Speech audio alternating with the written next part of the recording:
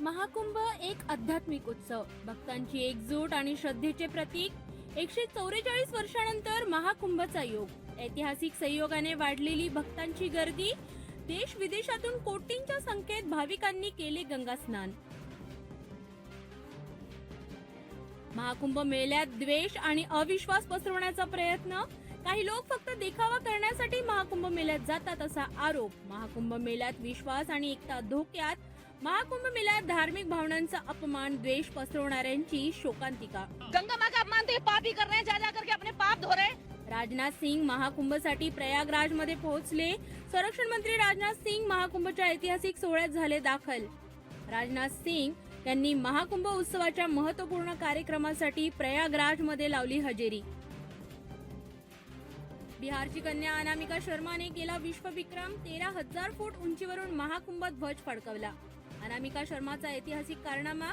बँकॉकमध्ये 13,000 फूट उंचीवरून महाकुंभ ध्वज फडकवून रचला विश्वविक्रम. जेहानाबादच्या अनामिका शर्माने बँकॉकमध्ये महाकुंभ ध्वज फडकवून रचला इतिहास.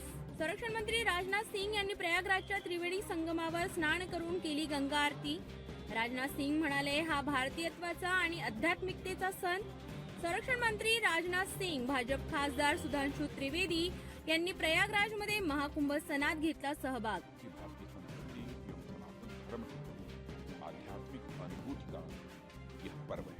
जंगम साधूंनी केले मुख्यमंत्री योगी आदित्यनाथ यांचे कौतुक. जंगम साधू म्हणाले, मुख्यमंत्री योगी आदित्यनाथ यांचे आभार. खूप आनंदाची गोष्ट आहे. त्यांची व्यवस्था खूप उत्कृष्ट आहे. बड़ा आनंद आया, बहुत अच्छी सुविधा कर रखी है और पब्लिक और साधु संतों को कोई समस्या नहीं हुई है. महाकुंभ मध्ये इलॉन मस्क, डोनाल्ड ट्रम्प आणि नरेंद्र मोदी यांची एआय प्रतिकृती सोशल मीडियावर व्हायरल. महाकुंभच्या रंगात सेलिब्रिटींच्या एआय आवृत्त्या. मस्क, पुनीत, ट्रम्प आणि नरेंद्र मोदी व्हायरल. महाकुंभ मधील चर्चेत एआय आवृत्त्या सोशल मीडियावर गाजले. प्रयागराज मध्ये मोरारी बापूंचे आगमन. महाकुंभ सोहळ्याला दिल्या शुभेच्छा. महाकुंभ काठेसाठी आले मोरारी बापू. महाकुंभची व्यवस्था आणि सनातन धर्मासाठी आनंद व्यक्त केला. सनातन धर्माचा हा मोठा उत्सव असल्याचेही केले प्रतिपादन. इस बार की व्यवस्था जिस तरह से हो रहा है ये अद्भुत है. ऋषिकेशच्या स्वामी चिदानंद सरस्वती यांनी अरायल घाटावर केली संगम आरती. संगम आरती करून भक्तांना दिला आध्यात्मिक आशीर्वाद. परमार्थ निकेतन आश्रमाचे प्रमुख स्वामी चिदानंद सरस्वती प्रयागराज मध्ये अरायल घाटावरील संगम आरतीत सामील.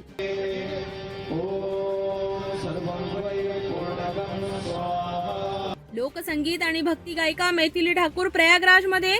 मैथिली ठाकूरने प्रयागराज मध्ये आल्यावर गायले भव्य भजन. भक्ती संगीताची दिली भेट.